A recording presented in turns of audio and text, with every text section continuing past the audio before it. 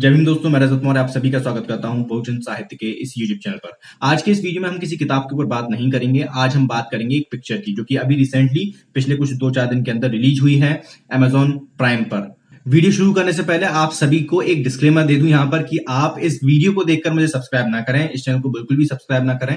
अगर आपका इंटरेस्ट है लिटरेचर में, साहित्य में, किताबों में, बहुजन जो ऑथर्स हैं उनके लिखे हुए काम में, उनके किए हुए काम में, बहुजन हिस्ट्री में, तो फिर आप इस चैनल को सब्सक्राइब करें।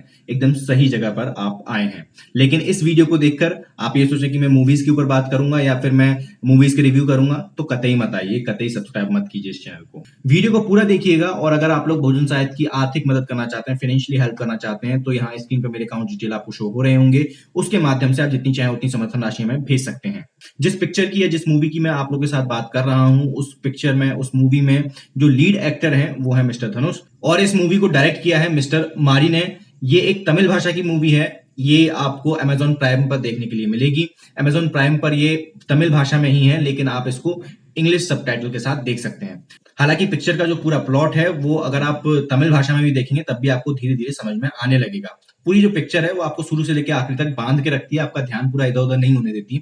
और पिक्चर की जो कहानी है वो एक ऐसे गांव की है जो कि दलित गांव है, अछूतों का गांव है, और उसके इर्द गिर्द ये पूरी कहानी घूमती है।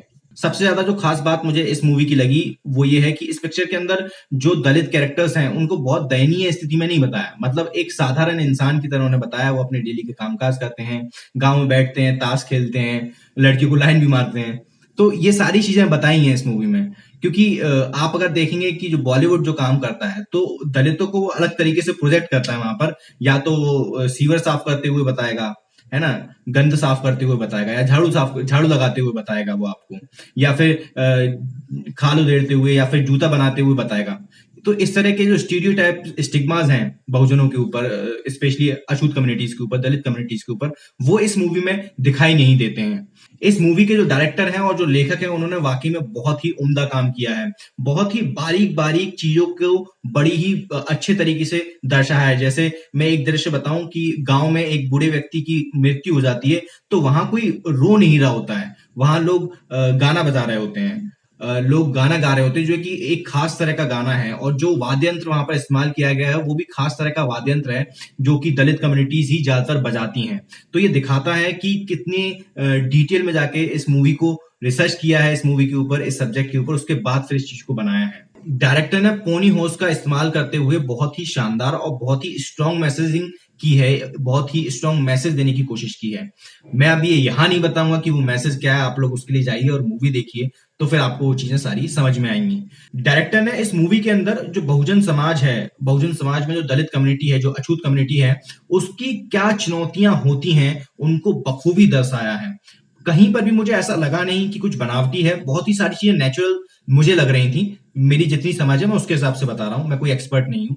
तो अगर कमियां इधर उधर होंगी भी तो हो सकता है हो या नहीं हो, लेकिन मुझे नहीं लगी। मुझे बहुत ही जो प्लॉट है वो बहुत ही क्लियर लगा। मूवी की जो शुरुआत होती है वहीं पर बिना सर की एक मूर्ति होती है जिसकी वो लोग पूजा कर रहे होते हैं। मैंने जब थोड़ा सा इसके बारे में पता करा तो मुझे रेफरेंस मिला कि ये जो मूर्ति है ये बुद्धा की मूर्ति है। क्योंकि हम अगर हिस्ट्री में जाकर देखेंगे तो बहुत सारी जो बुद्ध की मूर्तियां थी उनके सर काट दिए गए थे, उनको तोड़ दिया गया था। आज की डेट में भी जो हमें पुरानी जो मूर्तियां मिलती हैं जमीन के नीचे से, बहुत कम ही ऐसी मूर्तियां होती हैं जो सही सलामत मिल जाती हैं। तो एक रेफरेंस था बुद्धा का। इसमें एक और कैरेक्टर है जो कि बहुत ही इंपॉर्टेंट कैरेक्टर है। उस कैरेक्टर को भी कुछ लोग ये कह रहे हैं, कुछ लोगों का ये मानना है कि बुद्धा से रिलेटेड वो कैरेक्टर है। इसके ऊपर क्या सच्चाई है ये तो मुझे नहीं पता, क्योंकि मैंने बहुत ज्यादा इसके ऊपर सर्च नहीं करा। ऐसा जो मुझे पता चला वो मैंने आपके साथ शेयर किया। हो सकता है, नहीं भी हो सकता। जैसा कि आपको पूरा ब्राह्मणिकल लिटरेचर बताता है कि जो बहुजन कम्युनिटी है वो केवल काम ही करते थे, वो सांस भी नहीं लेते थे, वो वॉशरूम भी नहीं जाते थे, मतलब शौच करने भी नहीं जाते थे, वो कपड़े भी नहीं पहनते थे, वो खाना भी नहीं बनाते थे, खाना खाते भी नहीं थे, उनके यहाँ शादी भी नहीं होती। इस तरह का कोई भी रेफरेंस आपको पूरे ब्राह्मणिकल लिटरेचर में नहीं मिलेगा। यही चीज, यही परिपाटी को लागू करा फिर जो बॉलीवुड है हमारा, बहुत बड़ा महान बॉलीवुड है, तो उसके अंदर भी आप देखेंगे जो बहुजन कम्युनिटी है उनके रिचुअल्स क्या है, वो किस तरीके से जीते हैं, किस तरह का उनका दैनिक दिनचर्या होती है, किस तरह का खान पीन होता है, किस तरह के लोगों के साथ वो उठते बैठते हैं, कैसे वो अपने जो गांव है उसमें किस तरह की उनके संगठन होते हैं, किस तरह से काम करते हैं, वो कहीं आपको देखने के लिए नहीं मिलेगा। लेकिन इस मूवी में बहुत ही अच्छे तरीके से ये सारी चीजें प्लॉट की गई हैं, ये सारी चीजें समझाई गई हैं। लेकिन वो सारी चीजें आपको तब समझ में आएंगी जब आप बहुजन कम्युनिटी को पहले से अच्छे से समझ रहे होंगे। ब्राह्मणिकल चश्मा लगा के या नेताओं का चश्मा लगा के, कथित जो समाज सुधारक होते हैं उनका चश्मा लगा के अगर आप देखोगे तो फिर कोई मतलब नहीं है, आपको कुछ समझ में नहीं आएगा। उसके लिए आपको किताबें पढ़नी पड़ेगी। मैं एक किताब आपको रेफर कर देता हूं कि अगर आप उस किताब को पढ़ेंगे तो आपको बहुत सारी चीजें क्लियर हो जाएंगी। ये किताब है, ये हिंदुत्व मुक्त भारत। इसके ऊपर मैंने बहुत सारे वीडियोस बना रखे हैं। बहुत ही अच्छी किताब है, बहुत डिटेल में इस किताब के अंदर बहुजन कम्युनिटी के बारे में बताया गया है। तो आप इस किताब को मंगाकर पढ़ सकते हैं। इस किताब का लिंक मैं आपको नीचे डिस्क्रिप्शन बॉक्स में दे दूंगा। सबसे जो स्ट्रॉन्ग मैसेज है इस मूवी का वो है कि बहुजनों को अपने हकों के लिए खुद लड़ना पड़ेगा। अब कोई अंबेडकर नहीं आने वाले, कोई फुले नहीं आने वाले, कोई पेरियार नहीं आने वाले, कोई काशीराम नहीं आने वाले। ये जो आप उम्मीद लगा के बैठे हो कि कोई इमर्ज होगा, कोई बड़ा नेता बनेगा, मत कीजिए। ये समझ लीजिए कि हम नेता हैं और अपने लिए, अपने समाज के लिए खड़े हो जाइए। जिस दिन ये पूरा समाज खड़ा हो जाएगा उस दिन बहुजन तबके के दिन फिर जाएंगे। याद रखिएगा इस चीज को।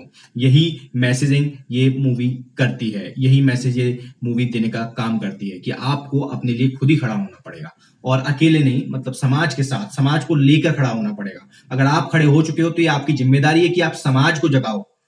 तब इस देश के में बहुजन समाज, बहुजन कम्युनिटी, इनका अच्छे दिन आना शुरू होंगे। जो आप इस मूवी को जाके देखिए। मेरी पर्सनली आप लोगों से रिक्वेस्ट है, काफी सारी चीजें आपको क्लियर होंगी। इस वीडियो में बहुत सारी गलतियां हुई होंगी तो प्लीज उसको नजरअंदाज कर दीजिएगा। मेरा काम नहीं है मूवी रिव्यू करना, लेकिन जो मैंने ऑब्जर्व करा वो मैंने आपको सारी चीजें बता दी और कोशिश की है कि मूवी देखते समय आपका पूरा मजा खराब ना हो, तो इसलिए मैंने बहुत डिटेल में सारी चीजें नहीं बताई हैं। उम्मीद करता हूं इस वीडियो से आपको कुछ जानकारी मिली होगी।